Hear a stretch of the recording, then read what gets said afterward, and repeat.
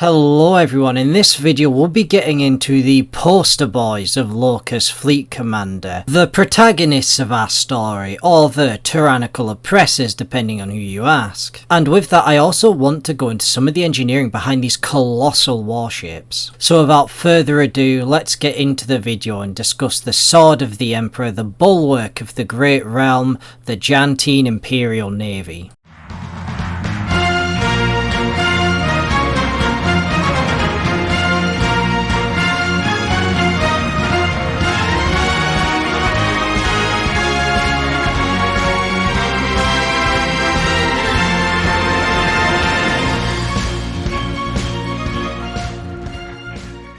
Of course, the first thing that we should get into is just the actual scope of things. So, the Great Realm itself is about 60 billion worlds, spanning from all corners of Avraxis, and as such it's split up into millions of regions, and these regions contain dozens, sometimes even thousands of planetary systems. The Imperial Navy tends to be split up into a dedicated fleet to each of these regions, and while that might be the ideal, that's obviously not the reality, because these millions of regions are very hard to control, and the Imperial Navy is administered individually between them. And to say that the Great Realm controls 60 billion worlds, while this is a true statement, it doesn't give you a proper idea, because not all of these worlds are inhabited. You have gas giants or just barren rocks, and so the number of actual inhabited and industrial worlds that the Great Realm controls is a lot closer to around 10 billion. Although the Imperial Navy will still defend uninhabited worlds as well, they're still useful to exploit for their resources. So the Imperial Navy is not exactly a single entity. It is in fact split up between the millions of regions of the Great Realm. This is why you'll commonly see various different colour schemes or even cosmetic designs for the same types of warships. Because while the Imperial Navy does have standardised warships that they use as the Imperial government dictates it, though, as I said, you'll see different colour schemes and different cosmetic designs, this is mainly due to the fact that even though it's the same production companies and manufacturing plants that are making them their warships, they do tend to change up the designs and schematics based on the region they're in. And so they're generally the same and functionally the same, but they simply have a different appearance. Though let's move on to its actual administration. So while Imperial Navy fleets are administrated from region to region and will have their own colour schemes, they do not come under the control of the regional government and are still under the control of the Imperial government. Rather, from region to region they're controlled by a High Admiral. However, the Imperial Navy does have a technical head, that being the Supreme Admiral, though the Supreme Admiral mainly focuses on the home fleet around the core worlds and acts as the Navy's ambassador to the Emperor. And of course, the Emperor is the true ruler of the armed forces. The Imperial Navy has long been the Great Realm's icon of power. Without it, the Great Realm would very quickly disintegrate and every world would be like uncontacted islands without any way of assisting one another. It is probably the single most important military force in the Great Realm, which is why it is the largest. And as such, throughout the Great Realm's propaganda, the Imperial Navy is heralded as being the great, defenders of humanity. And this has always been a thing throughout the Great Realm. Throughout its entire history, the Imperial Navy, being its most important military force, has always been seen as its greatest asset. And due to the propaganda, it's not hard to see why people are very eager to join it. It is, well, the easiest way to get out of a wage slave life and see the stars. And serving in the Jantine Navy during the time of the Great Realm was probably one of the best jobs you could have had. While many planets and systems would impose some form of national service laws requiring military service, usually forcing you into the army, most people would just opt out to go into the Navy instead. Because, well, later on when you hear what it's like living on one of these ships, you might understand why it's better than being down in the mud. But the Imperial Navy was and is still hailed as one of the greatest military forces ever. If you were to sign up for the Imperial Navy, you would live a pretty decent life. These ships are like luxury hotels. So of course they put a lot on these ships because you have to serve on these ships for about a year or two continuously until you're allowed to go on leave. And to say you'd be well travelled in the Imperial Navy is a bit of an understatement. You're probably going to be going from one side of the galaxy to another. And there is a whole lot of doing nothing in that time. Even if we remove the idea of, like, you know, you have to sit around, refuel, maintain the ship, right? There is also the fact that, let's take FTL jumps, for example. If you phase jump from one system to another, that takes quite a long time and could take hours, maybe even days to actually jump from one place to another. And during a phase jump, it's complete radio silence. You have no contact with anything outside of the ship.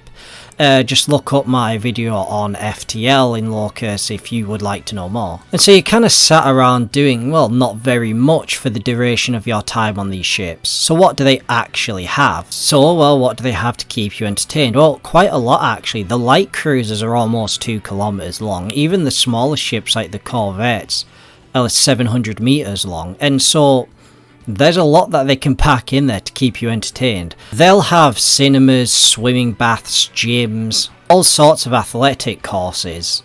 And yeah, you do get a lot of free time in the Imperial Navy, and so people do take advantage of a lot of these leisures that they give you. And obviously the Imperial Navy intends for people to, like, being completely enthralled with this because, well, they really need people to serve. It's the largest, it has to be the largest military force, and as a result they need many ways to get people in to serve it. But what's the downside? Because not everything about this is going to be great. Well, the downside is you serve in the largest military fighting force, which means you're going to have to go to war. And the difference between war in space and war on the ground, which might be why some people choose the army instead, is war in space is a lot more brutal. There is very rarely such thing as surrender. I'll explain this in more detail later on when I get to the engineering of these ships, but the way most space battle goes is you pelt the ship with sort of shells and laser beams, not to penetrate its hull or do significant hardpoint damage, although you can. It's actually to heat up the inside of the ship until you boil the crew alive. And I hope you like lobster, because that's what it's going to feel like. Not to mention that, you know, there's very little escape routes. If the ship goes down, you are most likely going down as well. And I don't think I need to explain that being exposed to the vacuum of space is not the nicest of ways to die. So let's go through the methods of death. Either you could, probably the easiest way to die is just by an explosion where the sonic blast will shatter your insides. If the air pressure drops, there is a strong likelihood that, well, air bubbles will form in your veins, which causes an effect, like a decompression effect, similar to when divers surface too fast. And if the depressurization of the ship happens too fast, it can cause your insides to explode. Of course, the air around you can begin to make your insides boil. If you die, it's probably not going to be an open casket funeral. However, luckily enough, many of these forms of death tend to happen so quickly that you die before your nervous system even registers anything's going on. Now, the big benefit with the Imperial Navy being the largest fighting force was that under the period of the Great Realm, they didn't really have to worry about that much. Usually you would probably be fighting pirates, and each battle would have like months apart.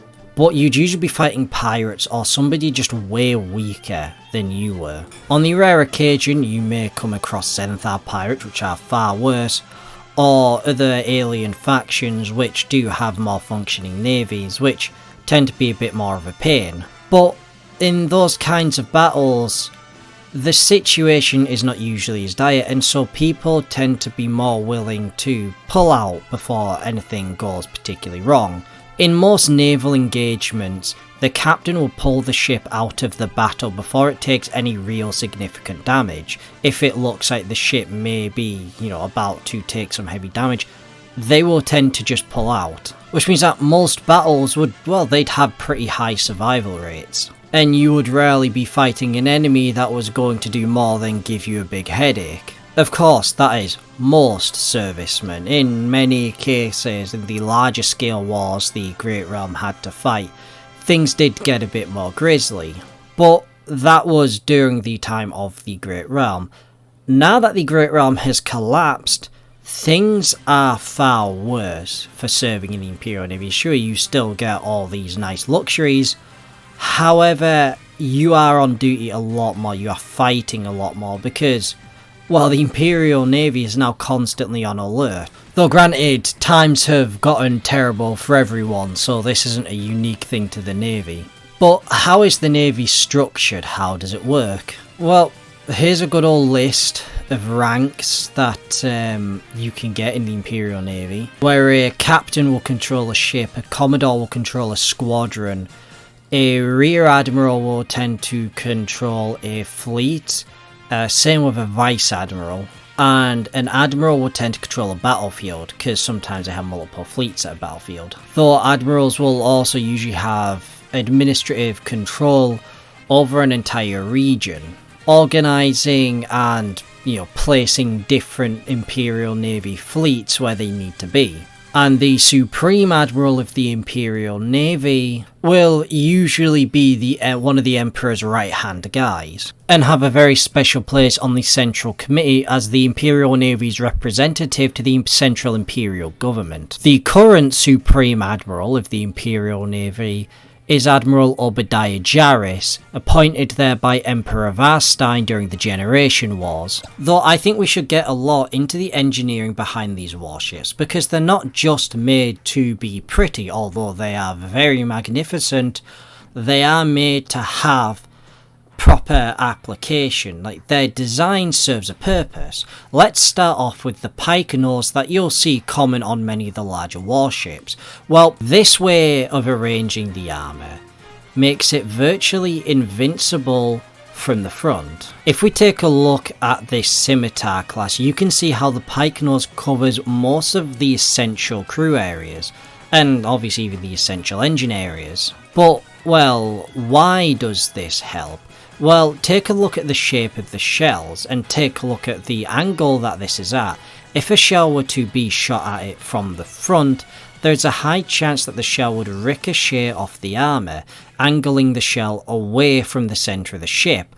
The other fact is that it helps increase the actual effective thickness of the armour. And thanks to panzerworld.com for these helpful graphs and mathematical equations that actually detail how the armour thickness in regards to angling works. Applying this with all the various composite materials of ceramics and titanium that they'll use in order to increase the effective thickness makes it virtually impossible to penetrate these ships from the front. Of course, however, energy weapons would still have an easy time getting through. Which brings me on to my next point of that thing that I said earlier about the air boiling the crew alive inside. Well, this is caused by the air being heated up by energy, either the kinetic energy from shells being passed onto the ship, or the photon energy from the laser weaponry being turned into thermal energy when it comes in contact with the ship. Now, how does a ship get around this? Well, they get around this by being so massive, because the larger a ship is, the more energy it's going to take in order to actually get it to the point where you have to boil the crew alive. Which is why these ships are huge. Many of these warships are like flying cities with tens of thousands of crew members. And generally speaking, they have to be huge. The main reason is for the reason I stated previously about the main way a ship is destroyed, is it being, its insides being heated up and its crew boiled alive. But you see, the bigger a ship is, the harder it is to do that, because you need vastly more energy in order to heat it up. Now, they are warships. they're designed to be big and heavy and take a lot of punishment. And in space, where you just don't have to worry about weight, it's more understandable as to why the Great Realm would make them so big. And then naturally, other factions would also have to make them big in order to, keep up with the arms race. It of course helps in any war when even your smallest capital ships have enough firepower to wipe out several hundred cities. Though do bear in mind, the models so far in Locus Fleet Commander are only the capital ships. Yes, even corvettes are considered capital ships. Locus Fleet Commander is a game that centres entirely around the capital ships. There are of course many non-capital warships that all factions use, and these are usually referred to as gunboats. However, when you have warships the size of cities, ships like these that are usually only a couple hundred meters, and yes, I did say that the tiny non-capital ships are a couple hundred meters, that is considered small in this universe. Gunships were not added to Locus Fleet Commander as I didn't want to go too deep into the fighter rules as to not overcomplicate things. And models of them would have been far too small, but I suppose now that 3D printing is getting much more fine, I should actually be able to make some models of the gunboats which may be introduced in a later expansion to the game. Yeah, look out for that in the future, but I think I should discuss their actual sizes. So as of right now, there are no official sizes for these warships, and I've had many ideas for how big they should be, like I've gone back and forth between a few different sizes. Currently I'm sitting on the idea that Locus Fleet Commander is at a 1 to 30,000 scale, which if we start running through our calculations, that would make the Sovereign class corvette of the Imperial Navy just over a kilometre long. And I know Locus Fleet Commander is already cruelly exposed you Americans to the metric system too much, and so converting that into Imperial units, that's 0.6 miles. Since all the warships are in scale with each other, and the game being 1 to 30,000, it shouldn't be too hard to calculate the relative sizes of everything. Though for anyone who wants to undertake that, I will warn that determining their exact sizes might be a bit iffy at some points, because while their height, width and lengths are accurate, as there are just many parts of the models that have been changed, such as like cannons or antennae, in order just to make the model less fragile.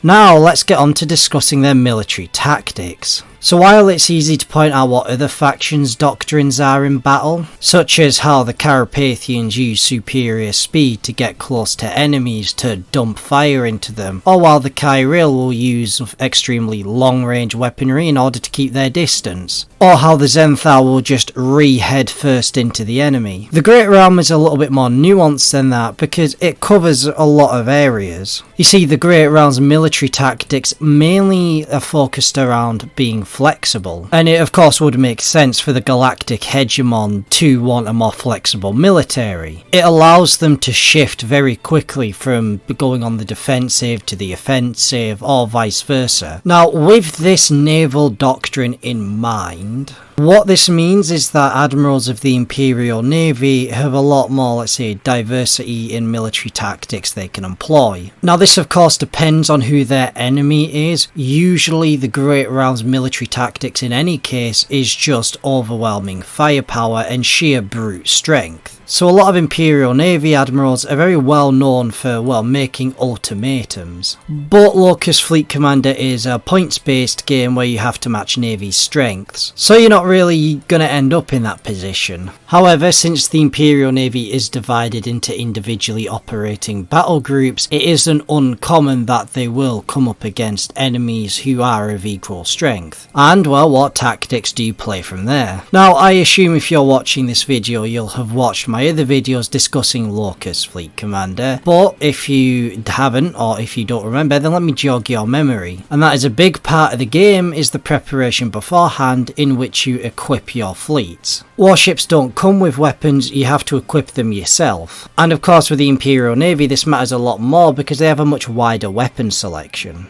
I suppose that due to the fact that most of the Imperial Navy ships' hulls have very baseline statistics, they're not bad, they're not good, this means that the Imperial Navy relies a lot heavier on what sort of weaponry is equipped. But the best way to deal with most threats is usually through the use of medium range weapons. Imperial Navy ships do well at keeping their distance. They may not be able to stay fully out of range of enemy cannon fire, but they can still bonk their enemies from a decent distance. But it does mean that they require a lot more preparation than other factions would. Of course, for an empire as big as the Great Realm, this isn't much of an issue. What was a problem, however, for the Great Realm was just how powerful the Imperial Navy could be. Of course, authoritarian regimes don't exactly like their power being challenged. It's why the Imperial Navy was kept as individually acting strike forces. Now, they do still have a head, an official head of the Imperial Navy, the Supreme Admiral. However, do remember that he's only really in charge of the home fleet. Although I could imagine that Imperial Navy admirals are still going to listen to him if he tells them to do something. With all this being mentioned, I think it's important to note that the main way the Great Realm kept control of the Imperial Navy was actually through the usage of its penal officers. Now, penal officers, if you don't know, are officers,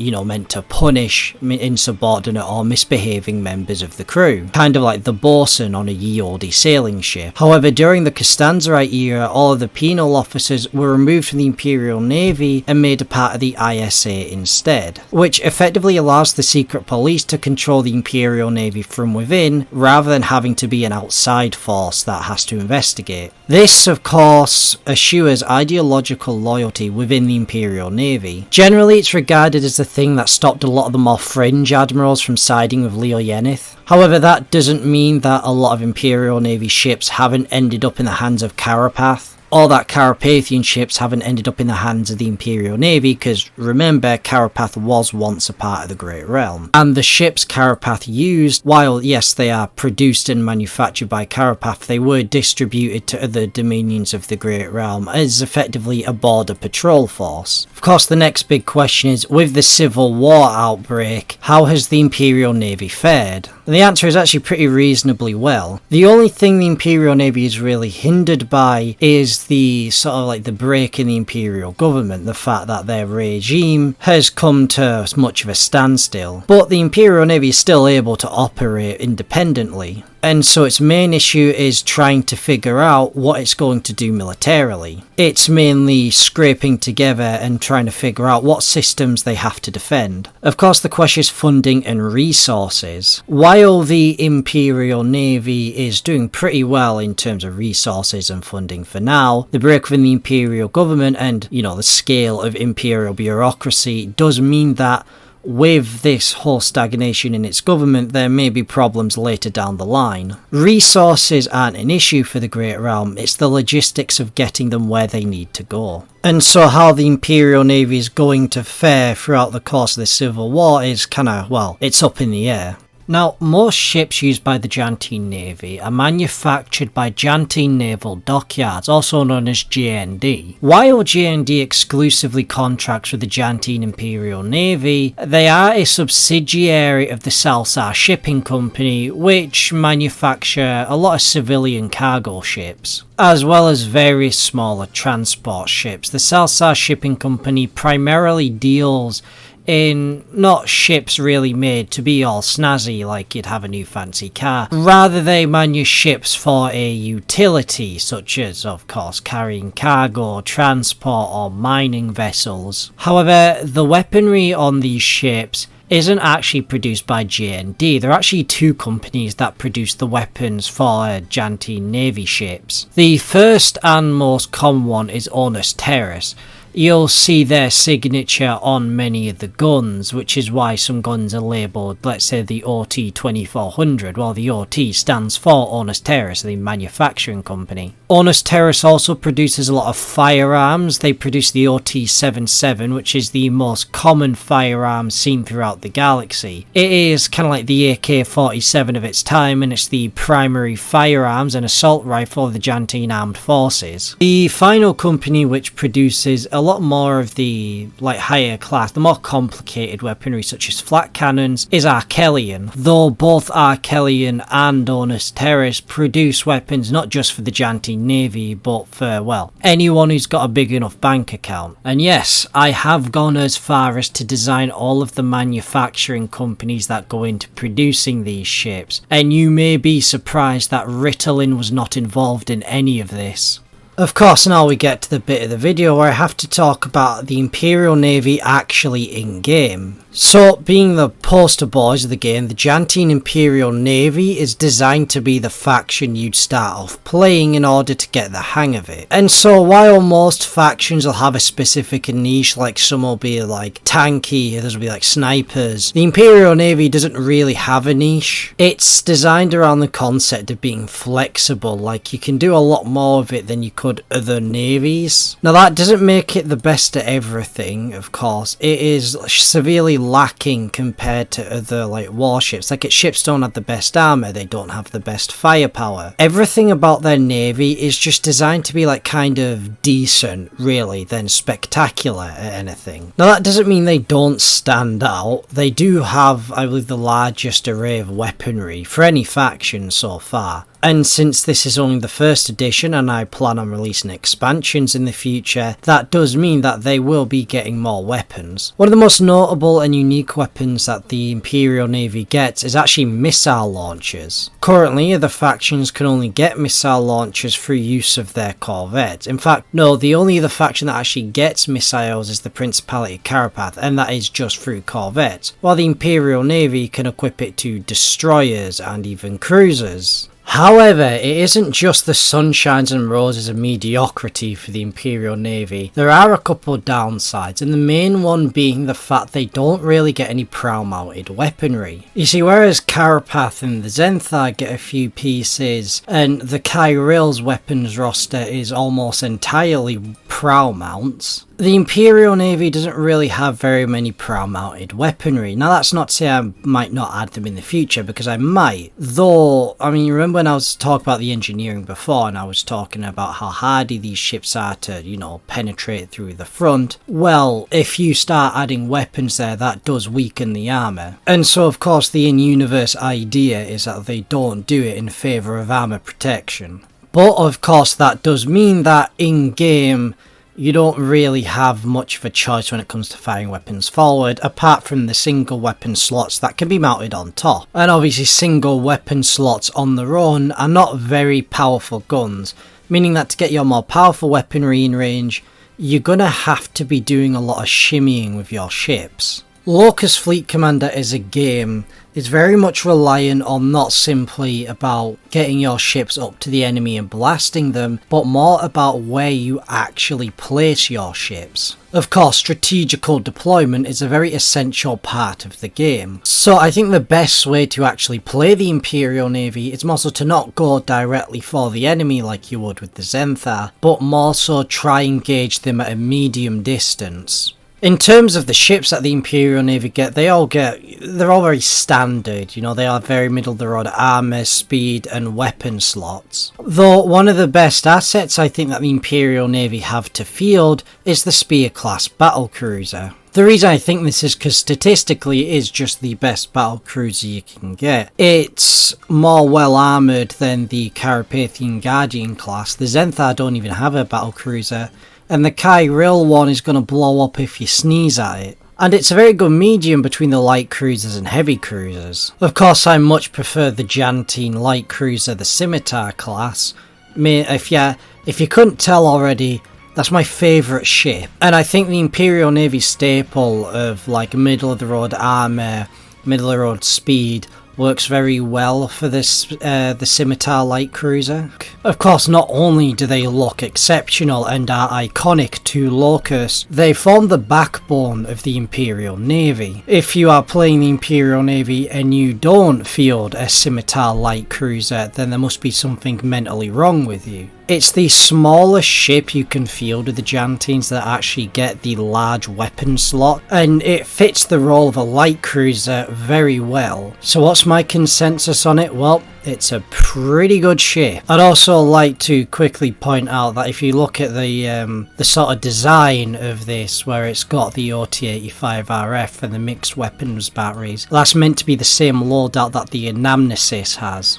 But the most notable ship that they get is probably the Scepter class heavy cruiser. You see, the thing about the Scepter is while it still has all the middle of the road like armor, speed and all that for its class, it gets 3 large weapon slots as well as 2 single weapon slots. This effectively gives it the largest amount of firepower for any ship in the game so far. Though with all those weapon slots, that does mean that it will become rather pricey once you put it all together. But you know, if a Scepter's too expensive for your fleet, you can always just go with the Spear class. Though to discuss the remaining ships in the Imperial Navy's roster, the next ship to talk about is the Tyrant class destroyer, and these are very exceptional warships.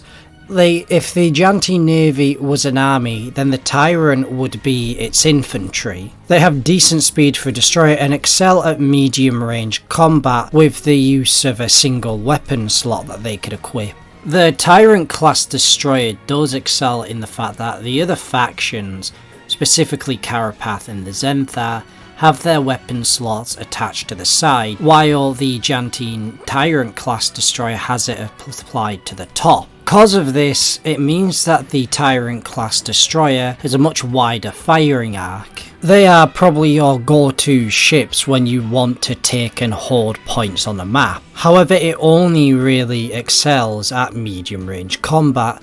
You see, the other destroyers do get much heavier weapons such as broadside cannon, which the Tyrant class does, have some problems in that it's exclusively sort of medium range, medium firepower weaponry. They do get missile launchers, but they are more complicated to use and they're not just a point and shoot kind of thing. But as most things in the Imperial Navy are designed to be, they're good for their flexibility and versatility. Now the next along the line is the Sword class frigate. So frigates are really used as escort ships and they usually get the same sort of firepower as destroyers but much less armour. As the medium weaponry for the Jantine Navy, the sort of medium range, medium firepower weapons, it actually works really well for the frigates. A frigate's job isn't to be the main threat itself but to sit by something and basically act as a little bit of a deterrence for your enemy. For example, if they want to attack your heavy cruiser, well, if you stick a couple of frigates with it, that gives it some supporting fire. And so the Sword class frigate is probably better than the Tyrant class destroyer at being able to take and hold points and, make the enemy think twice about taking it. But it's a frigate, so it's not going to be good at brawling. It's only going to really be good at supporting what you already have. The final ship in their roster is the Sovereign class corvette. Now, corvettes are just designed as support ships. Now, of course, you can't actually upgrade corvettes, you just kind of have to get what you're given. There's not really much special about the Sovereign class corvette, it's a very basic corvette. But it is the cheapest. In fact, it's the cheapest vessel of any of the factions currently. And after that amazing dismissal of the corvettes, we should move on to the heroic ships that the Jantine Navy gets. The first, of course, is the Valiant Pride. Now, the Valiant Pride is owned by a former ISA agent known as Alistair Varden. Alistair himself would originally serve on a warship called the Redeemer as its head penal officer, and most of his duties would be to report back on the success of the Kinsland Brigade. The Kinsland Brigade was an experimental military unit of entirely made of prisoners and convicts, named after Vislo Kinsland, the top Jantine military enforcement officer, of which the Kinsland Brigade was his idea. The Redeemer was the ship used to courier around the Kinsland Brigade, and it saw most of its action during the Generation Wars against the Zenthar, specifically during the Calgris campaign. During this time, Agent Alistair would bear witness to the sheer destruction wrought by the Zenthar and grow a sort of respect for them. However, later on in the war, after he was retired from the Redeemer, Vislo Kinslin would have him retire from the ISA and operate as an independent agent. Alistair would be given his own warship known as the Valiant Pride, and his mission would be to hunt down and assassinate military targets that the Great Realm wanted dead, such as high-profile admirals. The Valiant Pride itself served greatly during the Generation Wars, however the ship was torn apart and destroyed, at which point it would be bought by Vislo Kinslin instead of being scrapped. This was in order to have it refurbished and have many of its components and weapon options changed out for Alistair's liking. Alistair wanted it to look more like a Zenthar warship due to his fascination with the Zenthar during his fighting with them, which is why the Valiant Pride has these tooth-like pieces or these wing-like sections that are more commonly found in the Zenthar warships. Being an independent, Alistair doesn't actually serve with any specific branch of the Imperial Navy and rather answers directly to the Central Committee, the body of the most powerful men in the galaxy. As a result, the Valiant Pride either acts completely independently or acts as an attachment to an already existing naval force. To clarify, the colour scheme of the Valiant Pride is a turquoise with a silver trim. I also have a model for the Redeemer which I mentioned before, however I want to introduce that in a later expansion. The Valiant Pride is clearly a heavy brawling sort of ship. It's got many smaller guns designed to fight sort of smaller medium ships, but also has huge broadside guns. It's certainly meant to be used very offensively. Its special ability reflects this in the fact that you can pick an enemy ship to be marked as enemy of the state. This means that any shots fired at it that miss can be rerolled once. The next warship is the Adjudicator. The Adjudicator serves with the Great Realm's planet killer fleets, it being infamous as a warship that carries neutron torpedoes in order to ignite a planet's atmosphere and incinerate it. The Planet Killers, as the name suggests, is a branch of the Imperial Navy designed to destroy worlds, usually via incineration of the atmosphere so that the Great Realm can come back at a later date and replant life on that world. Of course, the Planet Killers very commonly, especially during Costanza's reign, were used to make very clear statements, in which capital worlds of rebelling systems would be completely obliterated in order to quell any rebellions they might face. Of course, this hasn't exactly worked with the Principality of Carapath, but if the Great Realm was able to get to Carapath itself, then they would definitely destroy it. The Adjudicator herself has served the Great Realm for around 400 years. One of the most recent and notable usage of its service was at the Battle of the Dafrang Strait. For the unaware, the term strait in Locus refers to a line of planets in which the shipping route is just a straight line, as space travel requires, shipping lanes, though if you want to see more of that, I do have videos about FTL travel. The Adjudicator would be responsible for the destruction of 6 planets aligned with Carapath. The termination of them was not only to send a message to all of those who would side with Carapath, though it was also to cut off at the supply routes that the Dafrang Strait was being used for, making it more difficult for Carapathian forces to rearm themselves and resupply. Of course, the Adjudicator is armed with a lot of missiles, and as a result that makes them susceptible to flak, and so its special ability is Disruptors, wherein it means that it is able to cause flak to misfire. So if a flak marker ends up within a 15cm radius of it, then there is a chance the shell may not go off, which I believe, aside from fighters, but I'm not going to get into fighters,